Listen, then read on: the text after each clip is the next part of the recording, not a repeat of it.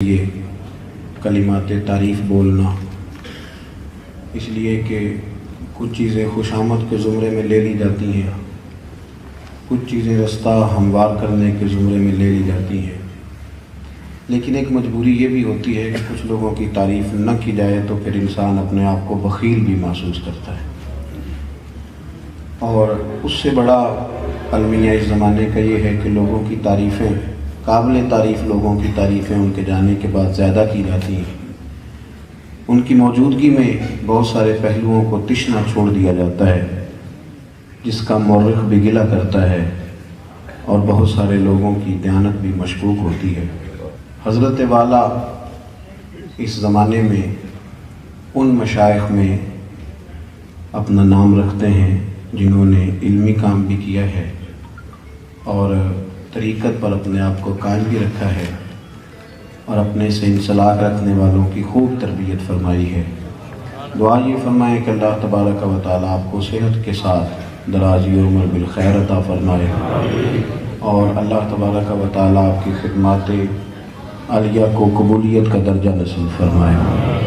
عزیز دوستو، قرآن مجید میں اللہ کریم نے نبی پاک صلی اللہ علیہ وسلم کے اخلاق عالیہ کی تعریف فرمائی اور ارشاد فرمایا کہ وَإِنَّكَ لَعَلَىٰ خُلُقٍ عَظِيمٍ، فرمایا محبوب علیہ السلام ہم نے آپ کو خلق عظیم کا مالک بنایا۔ کیونکہ کسی بات کو بھی کھینچنا نہیں، طویل نہیں کرنا، کوشش یہ کی جائے گی کہ مختصر سے وقت میں آپ کی خدمت میں چند باتیں جلدی سے عرض کر دی جائیں۔ نبی پاک صلی اللہ تعالیٰ علیہ وسلم کے اخلاق عالیہ کی قرآن پاک نے تعریف کی، بلکہ سرکار کی جو 40 سالہ حیات مبارکہ ہے، اہل مکہ نے جب حضور صلی اللہ علیہ وسلم سے آپ کے نبی ہونے کی دلیل پوچھی تو سرکار نے اپنی وہ 40 سالہ حیات مبارکہ کو بطور دلیل کے بیان فرمایا فَقَدْ لَبِثْتُ فِيكُمْ عُمَرًا مِّن قَبْلِهِ أَفَلَا تَعْقِلُونَ۔ قرآن مجید کہتا ہے کہ محبوب آپ ان سے کہیں میں کوئی باہر سے تو نہیں نہ آیا، میں اس سے پہلے عمر تمہارے بیچ گزار چکا ہوں، تمہیں عقل نہیں؟ میری طرح کا کوئی سچا ہے تو دکھاؤ، کوئی دیانتدار ہے تو دکھاؤ۔ ہمارے زمانے میں لوگوں نے یہ سمجھا ہے کہ اخلاق صرف میٹھا بولنے کا نام ہے، فقط ایک جوز اخلاق کا کہ آپ میٹھا بولیں، حالانکہ میٹھا تو لوگ اپنے مطلب کے لیے بھی بولتے ہیں اور اس پر حدیث میں دلیل موجود ہے۔ نبی کریم علیہ السلام نے فرمایا قرب قیامت کی علامتوں میں سے ایک علامت یہ بھی ہوگی کہ تمہیں کچھ ایسے لوگ ملیں گے جن کی زبانیں شہد سے زیادہ میٹھی ہوں گی۔ لفظوں کی ترتیب دیکھیں، شہد سے زیادہ میٹھی ہوں گی، لیکن فرمایا ان کے دل بھیڑیے سے بھی زیادہ خطرناک ہوں گے۔ تو میٹھا تو لوگ اپنے مطلب کے لیے بھی بولتے ہیں۔ آپ کسی بہت بڑے ادارے میں جائیں اور آپ اپنی جتنی مرضی تلخی دکھائیں، ادارے کے ملازمین کی ٹریننگ ہوتی ہے کہ آپ نے سخت نہیں بولنا، آپ نے میٹھی بات کرنی، اس لیے کہ ہم نے گاہک نہیں خراب کرنا۔ تو تلخ بات بھی کرے تو جواب میں میٹھا ہی بولنا ہے۔ لوگ سمجھ بیٹھے ہیں کہ فقط میٹھا بولو، باقی جو مرضی کرتے رہو۔ میرے بھائی، اخلاق صرف میٹھا بولنے کا نام نہیں، بلکہ اخلاق تو سچ بولنے کا نام ہے، اخلاق تو دیانتداری کا نام ہے، اخلاق تو اچھی سوچ کا نام ہے، اخلاق تو توکل کا نام ہے، اخلاق کسی اور کو بھی عزت دینے کا نام ہے، کسی سے پیار کرنے کا نام ہے، اخلاق لوگوں کو جوڑنے کا نام ہے، کم سے کم کوشش کرنا کہ لوگ ٹوٹیں، آپس میں بکھریں، اس سے لوگوں کو بچانے کا نام اخلاق ہے۔ تیزی سے ہمارے ہاں اخلاقی قدریں خراب ہوئیں، تیزی سے۔ اب جو چیزیں بہت زیادہ ضروری ہیں، جن کی ویسے ہی قومی سطح پر، ملی سطح پر، عالمی سطح پر مسلمانوں کو حاجت ہے، ان میں سے ایک بہت بڑا اخلاقی رویہ یہ ہے کہ ہم اچھا سوچنا شروع کریں۔ قرآن مجید نے کہا یا ایھا الذین آمنوا اجتنبوا کثیرا من الظن ان بعض الظن اثم، فرمایا ایمان والو بہت ساری بدگمانیوں سے بچو، اس لیے کہ بعض گمان بھی گناہ ہے۔ بلا وجہ برا نہ سوچیں، بلا وجہ۔ ہمارے ہاں نا سوشل میڈیا جب سے آیا ہے اور کچھ چیزیں جب سے عام ہوئی ہیں تو آزادی رائے کے نام پر آوارہ خیالی نے جب سے عروج پکڑا ہے تو ایک مقابلہ سا شروع ہو گیا ہے بجائے اس کے کہ غیروں سے لڑا جاتا، اہل حق کے اندر بھی ڈھیر سارا مجادلہ ہوتا ہے، بحث ہوتی ہے، بدگمانیاں، شرانگیزیاں، کسی کے خلاف کوئی بات بری سوچنا۔ پاکستان میں اب 5 لاکھ سے زیادہ ٹینشن کے مریض ہیں جو باقاعدہ دوائی کھاتے ہیں، جو رجسٹر ہیں دوائی کھاتے ہیں، اور جو ویسے ساری رات گھروں میں نہیں سوتے ان کی تعداد کا کوئی پتہ نہیں کتنے۔ ڈپریشن، ٹینشن، دباؤ ایک بہت بڑا ذہنی مرض ہے، اور جتنے نفسیات کے ڈاکٹر ہیں آپ سب کے پاس جائیں تو وہ سب سے پہلا مشورہ یہ دیتے ہیں نفسیات کے مریض کو کہ تو اچھا سوچنا شروع کر۔ کیا کر؟ آپ نے تو گھورنا شروع کر دیا۔ اچھا سوچنا شروع کر، تو رویے کو مثبت کر۔ تو دیکھیں نا، کسی چیز کا آپ نے مزہ لینا ہے تو آپ نے لے ہی لینا ہے، تکلیف میں آنا ہے تو آ ہی جانا ہے۔ میں ملک سے باہر تھا تو ایک صاحب مجھے کہنے لگے جی پاکستان کی بڑی بری حالت ہے۔ میں نے کہا آپ کو کیسے پتا، آپ تو ادھر رہتے ہیں؟ جی ہم سنتے رہتے ہیں۔ میں نے کہا مثلاً مولوی معاذ اللہ خراب ہو گئے، مشائخ سارے بگڑ گئے، عوام کے اندر نفسا نفسی ہے، فلانی شے خراب ہو گئی۔ میں نے کہا یہ آپ غلط کہہ رہے ہیں، آپ نے اینک لگا لی ہے بدگمانی کی، تنقید کا ارادہ کر لیا ہے، اور ویسے بھی کچھ لوگ نفرتوں کو پھیلاتے ہیں۔ کسی نے کسی کی تعریف کر دی، اس نے کہا چھوڑو تمہیں نہیں پتا مولوی سارے دکاندار ہیں۔ ہم نے بیج بویا، ہماری نئی نسل یہ سمجھنے لگی ہے کہ جس ملک میں ہم رہتے ہیں اس میں کوئی بندہ ٹھیک نہیں، ہم چوروں کے بیچ بستے ہیں، شاید ڈاکوؤں کے ساتھ ہمارا گزارا ہے، شاید ایک شخص بھی اچھا نہیں، نہ کوئی سیاسی لبادے میں، نہ کوئی مذہبی روپ میں، ہر شخص کو ہم نے ٹارگٹ کیا۔ میں نے ان سے کہا میرے عزیز، آپ کہتے ہیں مدارس اور علماء کچھ نہیں کر رہے، رمضان آتا ہے نا تو حافظ زیادہ ہوتے ہیں، مسجدیں تھوڑی ہوتی ہیں، سارے حافظوں کو جگہ نہیں ملتی قرآن مجید سنانے کے لیے۔ آپ کہتے ہیں مدارس کار کچھ نہیں رہے، مدارس نے تو آپ کی ضرورت سے زیادہ حافظ تیار کر دیے، انہوں نے تو زیادہ علماء تیار کر دیے۔ آپ کیسی بات کرتے ہیں؟ کس طرح آپ نے یہ سوچ لیا مشائخ کچھ نہیں کر رہے؟ جتنا تمہیں ذکر کا نور نظر آتا ہے، میلاد کی روشنی نظر آتی ہے، آراس مبارکہ کا کمال نظر آتا ہے، یہ مشائخ کی برکت سے نظر آتا ہے۔ جو تھوڑا تھوڑا کہیں ادب رہ گیا ہے، کہیں کوئی حضرت عارف رومی کا شعر سننے کو مل جاتا ہے، کہیں کوئی بابا صاحب کی بات کر لیتا ہے، کہیں کوئی میاں محمد بخش کا ذکر چھیڑ دیتا ہے، کہیں کوئی عاجزی کی بات کرتا ہے، کہیں کو کسی کو اٹھ کے مل لیتا ہے، کہیں کو کسی کے ہاتھ چوم لیتا ہے، تو یہ اللہ کے فضل سے صوفیاء کی برکت ہے، یہ صوفیاء ہی کی برکت ہے۔ اور جہاں تک عوام کی بات ہے، پاکستان میں کچھ سال پہلے زلزلہ آیا تھا، سیلاب آئے تھے، لوگ کہتے ہیں قوم نفسا نفسی کا شکار ہے۔ ہم نے تو یہ دیکھا کہ جس بوڑھی کو 30 سال ہو گئے نا، اس نے اپنی رضائی نکال کے استعمال نہیں کی، 30 سال شادی کو ہو گئے، اس نے کسی کو نکال کے نہیں دی، میرے جہیز کی نشانی ہے، اس نے بھی نکال دی تھی کہ اب دے دو، اب زلزلہ زدگان کو ضرورت پڑ گئی۔ جس بیٹی نے خود سلائی مشین پر بیٹھ کر سارا جہیز بنایا تھا، سارا، اور اس کے ہاتھ پیر مڑ گئے، ٹیڑھے ہو گئے، اس نے بھی کہا تھا کہ میں 2 کپڑوں میں چلی جاؤں، لیکن یہ سارا جہیز ان کو دے دو جن کے گھر لٹ گئے۔ یہاں آج بھی وہ ملت کے جوان جنہیں لوگ کہتے ہیں چوکوں میں کھڑے ہوتے ہیں اور کسی کی سنتے نہیں، ایک بابا جی کو ایک خون کی بوتل کی ضرورت ہوتی ہے، 13 نوجوان چوکوں میں کھڑے ہوتے ہیں، ہم حاضر ہیں، ہم نے جانا ہے ہاسپٹل کے باہر، اس قوم کو برا کہتے ہیں۔ مسلم شریف کے لفظ ہیں، نبی پاک صلی اللہ تعالیٰ علیہ وسلم نے فرمایا سب سے بڑا جھوٹ بدگمانی ہے۔ تم جب برا سوچتے ہو تو سب سے بڑا جھوٹ بولتے۔ کیسے آپ نے دور رہ کے فیصلہ کر لیا کہ بندہ غلط ہے؟ کیسے؟ کوئی آدمی چھوٹا نظر ہی تب آتا ہے جب اسے دور سے دیکھا جائے یا غرور سے دیکھا جائے، نہ ہم عاجزی سے دیکھتے ہیں نہ نیڑے جا کے دیکھتے ہیں۔ دور بیٹھی بدگمانیاں، دور بیٹھی بری سوچیں، اچھا گمان اپنی زندگی میں آپ سوچ لیں کہ لوگ اچھے ہیں، پھر یقین کریں آپ کا بڑا مزہ ہے، آپ کو زندگی میں بڑے بڑے میٹھے لوگ ملیں گے، با مروت لوگ ملیں گے، با وفا لوگ ملیں گے۔ اخلاق اگر آپ نے شروع کرنا ہے تو سب سے پہلے ذہن سازی کریں اور یہ بات لکھ لیں دل کی تختی پر کہ جب آپ اچھا سوچتے ہیں تو پہلا نفع یہ ہوتا ہے کہ رب آپ کے دل کو سکون عطا فرماتا ہے، اللہ آپ کو راحت دیتا ہے جب آپ اچھا سوچتے ہیں۔ حضرت بشر حافی رحمۃ اللہ علیہ کے بارے میں شیخ عبداللہ یافعی نے روض الریاحین کے اندر لکھا ہے حضرت بشر آفی بہت بڑے درویش تھے. آپ کو پتہ نا آج کل لوگوں کو کامل پیر بھی نہیں ملتا. تو میں نے ایک دن کہا تھا، میں نے کہا 3 بندوں کا پیر کوئی نہیں ہوتا. ایک جو چودھری صاحب ہوتے ہیں ان کا بھی پیر کوئی نہیں ہوتا، اور ایک جن کی جیب میں پیسے زیادہ آ جائیں ان کا بھی پیر ہے. ناراض ہو گئے آپ؟ اور تیسرا جو آدمی کو 4 ڈگریاں لے لینا، چاہے سیپلیوں میں BA کر لے، اس کا بھی پیر کوئی نہیں ہوتا. اس کا بھی تھرمامیٹر تگڑا ہو جاتا ہے. وہ درس نظامی کے عالم سے آ کے پوچھتا ہے آپ کی تعلیم کتنی ہے؟ وہ کہتے ہیں جی میں نے درس نظامی. نہیں وہ تو ٹھیک ہے، تعلیم کتنی ہے؟ تو تم نے تو 3 سیپلیوں میں BA کیا ہے. اللہ کے فضل سے مدارس اسلامیہ کے چوتھے سال کا بچہ وہ کسی ماسٹر ڈگری والے کو قریب پھٹکنے نہیں دیتے. کیا سمجھتے ہیں ٹسٹ سے پکڑا کوار گندل ایسی اور بھی بوٹیاں جاتے ہیں. یہ تو ہم نے بچوں کو سمجھایا ہوا ہے کہ آپ کی زبان سے میٹھے جملے ہی اچھے لگیں گے. آپ میری بات پر توجہ کریں.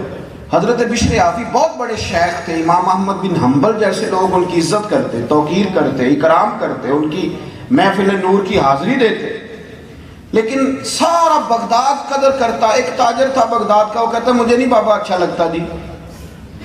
جی وہ آپ کو کیوں نہیں اچھے لگتے؟ کہنے لگے وہ جمعے والے دن نا جماعت کے ساتھ نماز پڑھتے ہیں پر باقی نماز پڑھتے نہیں اور گھر چلے جاتے.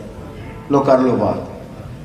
بہت سارے لوگوں کو شکوہ ہوتا ہے کہ ہمارا امام جو ہے وہ عصر کی سنتیں پہلی نہیں پڑھتا اور عشاء کی پہلی سنتیں نہیں پڑھتا. تو میں کہتا ہوں جس چیز کو رب رسول نے فرض نہیں کیا آپ کیوں کرتے ہیں؟ پڑھنی چاہیے انہیں. خیر کی بات یہی ہے، عمدہ بات یہی ہے. پر اتنی زیادہ تنقید، اتنی زیادہ، اور سارے فیصلے دوسروں کے لیے کر لیے نیک ہونے کے. وہ کہتے ہیں کہ وہ بابا جی نا فرض پڑھتے تھے جماعت کے ساتھ تو باقی نماز جماعت کے ساتھ نہیں پڑھا کرتے تھے، چلے جاتے تھے تو مجھے اچھے نہیں لگتے تھے. لوگوں نے مجھے سمجھایا کہ اللہ کا نیک بندہ ہے، بڑے بڑے علماء اور ذی شعور لوگ قدر کرتے ہیں اور آپ کا یہ حال ہے. کہتا ہے میں نے ایک دن سوچا کہ میں پتہ تو کروں بابا جاتا کہاں ہے ویسے جمعے والے دن، اتنی جلدی کاہے کی؟ کہتے ہیں میں نے ان کے ساتھ نماز جمعے کی ادا کی ایک ہی صف میں. حضرت بشر آفی سلام پھیرا، دعا بھی نہ مانگی اور اٹھ کے نکل گئے. کہتے ہیں جب وہ چلے تو میں بھی پیچھے چلا. ایک نان بائی کی دکان پہ پہنچے تو چند نان خریدے. میں نے کہا اوہو پیر صاحب کو بھوک نے ستایا تھا، وہ تو روٹی کی خاطر سنت اور نوافل چھوڑ دی. پھر وہ آگے بڑھے اور ایک ہوٹل سے انہوں نے کباب خریدے. میں نے کہا اوہو دیکھو ان کی عمر دیکھو اور ان کے ذائقے دیکھو.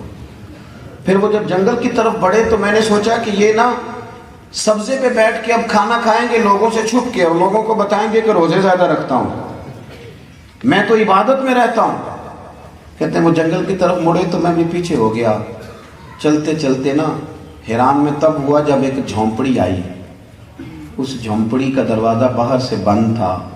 بوڑھے شیخ نے اپنے کانپتے ہاتھوں سے وہ دروازہ کھولا اور جب انہوں نے پردہ ہٹایا تو چارپائی پہ ایک بوڑھے بابا جی جو فالج زدہ ہے، مریض ہیں، وہ لیٹے ہوئے تھے.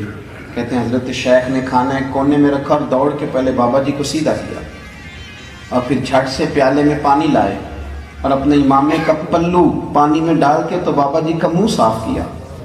بابا جی کو بٹھا کر کے نا تو پہلا لقمہ توڑ کے ان کے منہ میں ڈالا اور حضرت بشر آفی کہنے لگے بزرگوں معاف کرنا، آج جمعہ تھا، نماز پڑھتے دیر ہو گئی، روٹی لے کے آنے میں دیر ہو گئی، ابھی تو میں نے سنت بھی پڑھنی ہے، نوافل بھی پڑھنے ہیں، ابھی تو میری بقیہ نماز باقی ہے. وہ شخص کہتے ہیں میں باہر کھڑا تھا اور میرا وجود کانپ رہا تھا، میں تھر تھر کانپ رہا تھا. میں کیا سوچتا تھا، یہاں کیا بن گیا.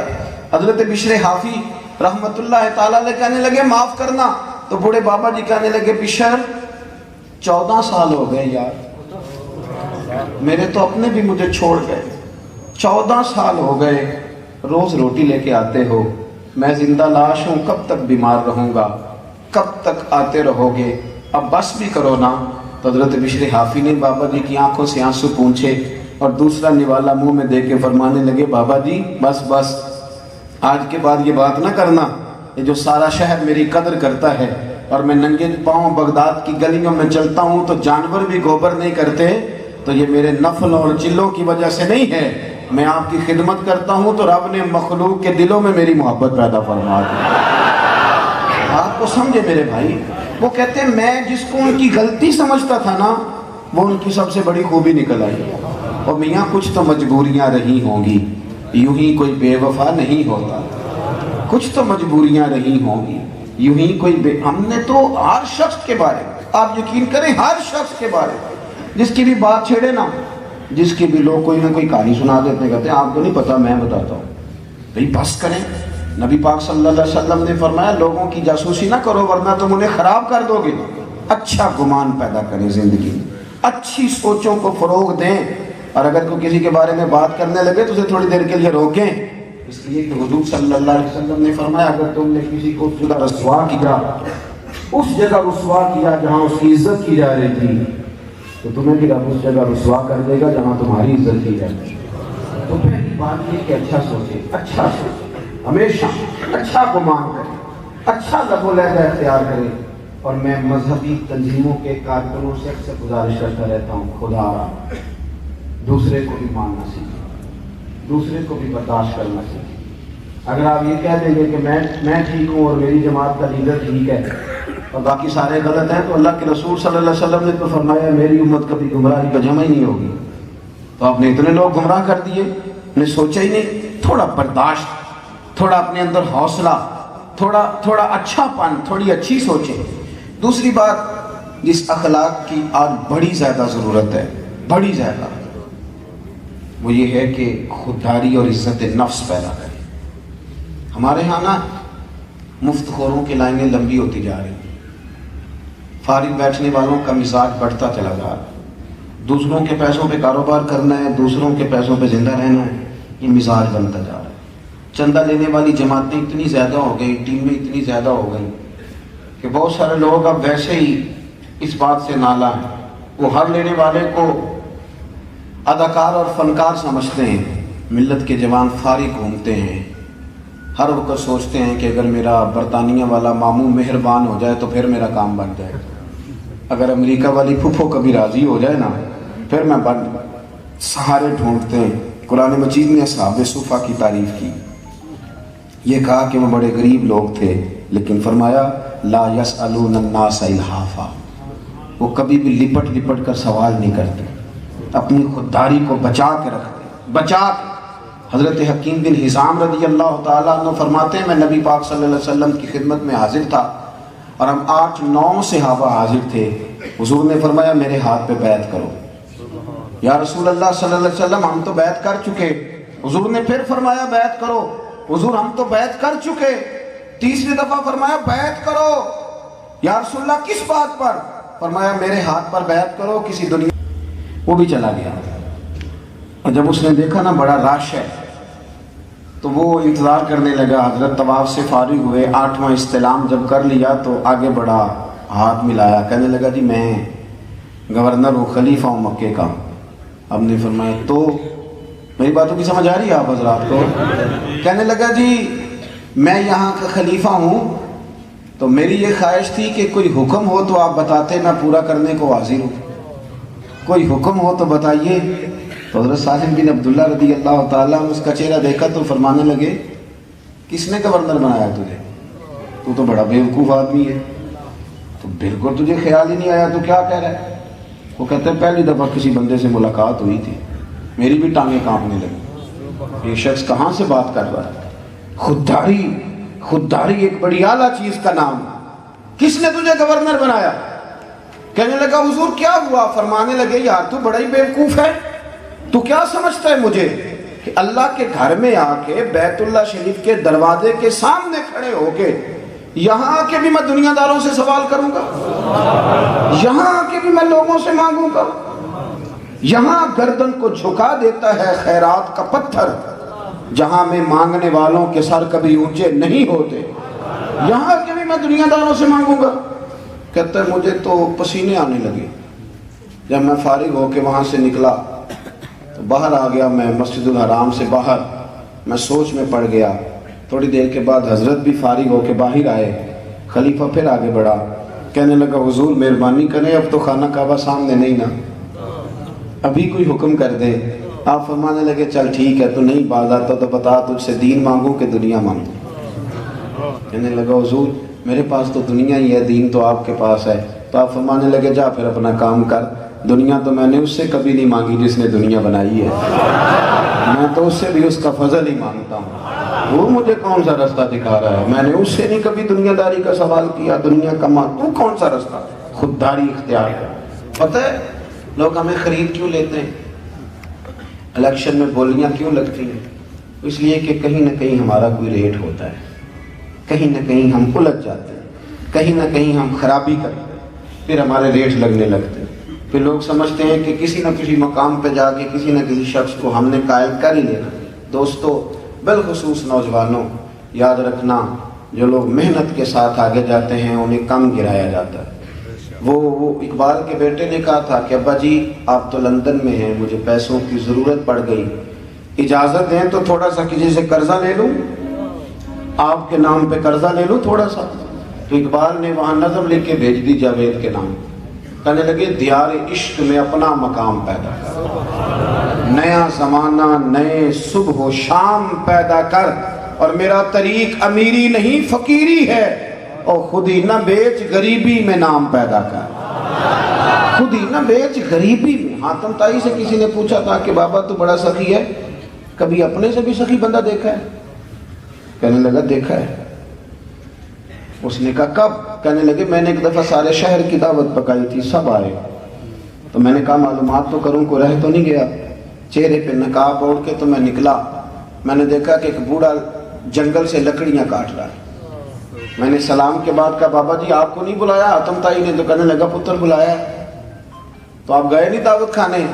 تو بابا کہنے لگا بیٹے میری مجبوری ہے، میری طبیعت کو ہاتھوں کی کمائی کا چسکا لگ گیا، ہاتھوں کی کمائی کا، یہ جو بندہ روز کھاتا ہے نا چھوٹا گوشت، وہ تو نخرے بڑے کرتا ہے، اس سے تو کھایا نہیں جاتا، آپ یقین کریں نہیں کھایا جاتا۔ روٹی کھانی کھاتے دیکھنا ہو تو اس مزدور کو دیکھیں جو دیہڑی کرنے جاتا ہے تو 2 روٹیاں باندھ کے ساتھ لے کے جاتا ہے، اس کو دیکھیں، وہ دوپہر تک پونے کو بھی اچار لگ جاتا ہے سارا، اور پھر وہ جب دوپہر کو روٹیاں کھولتا ہے اور نیچے اس نے ٹاٹ بچھایا ہوتا ہے، اور پھر وہ جا کے خود پیالے میں پانی بھر کے لاتا ہے، اور پھر وہ جب ہاتھ دھوتا ہے اور میلے کچیلے کپڑوں سمیت بیٹھتا ہے، اور جب لقمہ اٹھا کے منہ میں رکھتا ہے، جب روٹی کھا لیتا ہے تو پھر کبھی اس کی نظریں دیکھنا، یوں محسوس ہوتا ہے کہ کائنات کی سب سے اعلیٰ نعمتیں یہ بندہ کھا رہا ہے، اور پھر جب وہ آسمان کی طرف دیکھتا ہے تو لگتا ہے کہ آج اس کا روما شکر ادا کر رہا ہے۔ وہ جو میرے بھائی 50,000 لیتے ہیں وہ تو دیکھ ہی نہیں پاتے پیسوں کو، تو سیدھے بینک میں جاتے ہیں، وہ کہاں وہ لوگ دیکھ نہیں پاتے، پر جو مزدور 600 روپیہ کماتا ہے نا، اس کا جب شام کو پیسے ملتے ہیں تو 3 دفعہ وہ ہاتھ چاڑتا ہے، 3 دفعہ بسم اللہ شریف پڑھتا ہے۔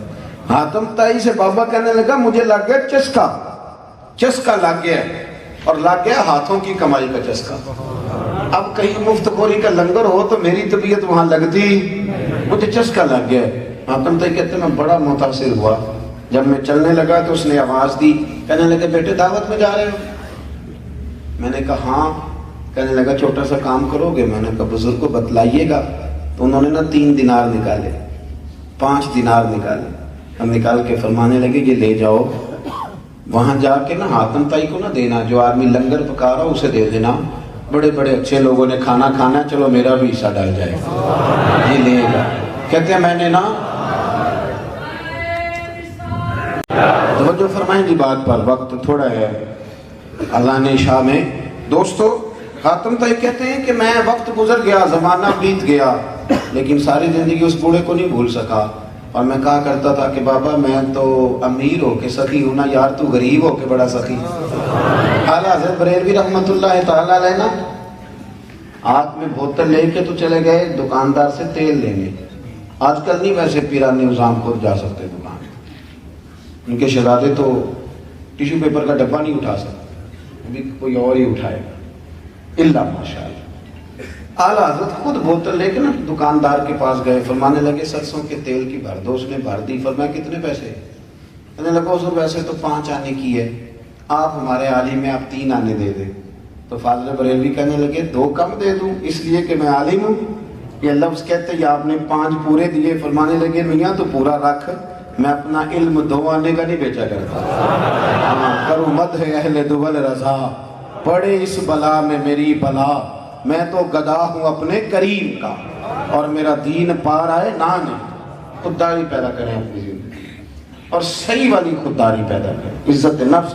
ایک بات آخر میں اور عرض کرنی ہے, تھوڑا نہ دوسروں کے لیے احساس بھی جگائیں, دوسروں کو برداشت بھی کریں. ضروری تو نہیں کہ میں سارا دن اپنے آپ سے پیار کروں, اپنے لیے آسانیاں اکٹھی کروں, اپنے بچوں کا اپنا ہی خیال کروں. اگر میرا نالائق بچہ نہیں پڑھتا تو جو میری بہن کا لائق بچہ ہے مجھے اس پہ انویسٹ کر لینا چاہیے. تھوڑا سا احساس. لوگوں کے درمیان نا بڑا گیپ آ گیا ہے. ہم سب کا نا ایک دائرہ کار ہے, ہم اس کے اندر مست رہتے ہیں. میرے ساتھ جو 5 6 7 لوگ ہیں میں ان کے اندر مست رہتا ہوں, میں کسی اور کی بات سننے کو تیار نہیں ہوتا. میرا دل کرتا ہے وہ تعریفیں کریں تو میں ان سے کروا لیتا ہوں. میرا دل کرتا ہے کہ اب وہ فلاں پہ تنقید کرے تو میں کوئی پروگرام بنا کے ان سے تنقید. راز تو نہیں ہو گیا آپ. ہم سب نے نا اپنا ایک حلقہ احباب. ہم کرتے کیا ہیں, ہم اپنے لیے جیتے ہیں, اپنی تعریفیں سنتے ہیں, اپنی زندگی میں مست رہتے ہیں. اس لیے بڑی بڑی صلاحیتیں بھی جن لوگوں کو ملی ہوتی ہیں ان کی صلاحیتوں کو زنگ لگ جاتا ہے, کچھ کر نہیں پاتے. حالانکہ بہت دور تک ان کی وجہ سے لوگ فیض یاب ہو سکتے ہیں. وجہ یہ ہے کہ ہمارے اندر احساس نہیں رہا. اب کسی بھی ڈاکٹر سے پوچھیں کہ یار تم مریضوں کے ساتھ اچھا سلوک کر, تو فوراً ڈاکٹر آپ کو بتائے گا, وہ کہے گا جی مفت دوائی لیتے ہیں یہ تو جا کے بیچ دیتے, مریض اچھے ہوتے ہی نہیں. اب بات کر لیں. آج آپ کسی اسٹوڈنٹ سے بات کریں تو کہے گا استاد ٹائم ہی نہیں دیتا, بالکل وقت نہیں دیتا, استاد آتے نہیں, استاد کام لگے رہتے ہیں.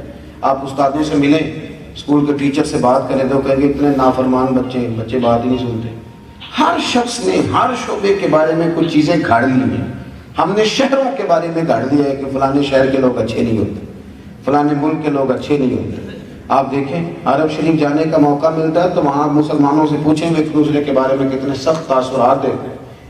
یہ مصری ہے جی, وہ مصریوں کے بارے میں بڑے بڑے غلط لفظ بولتے ہیں, یہ بنگالی ہے جی. کیوں آپ ایسا کرتے ہیں, کیوں اتنا تنگ نظریہ ہم نے بنا لیا؟ اقبال کہنے لگے بازو تیرا توحید کی قوت سے کبھی ہے, اور یار اسلام تیرا دیس ہے تو مصطفی بھی ہے.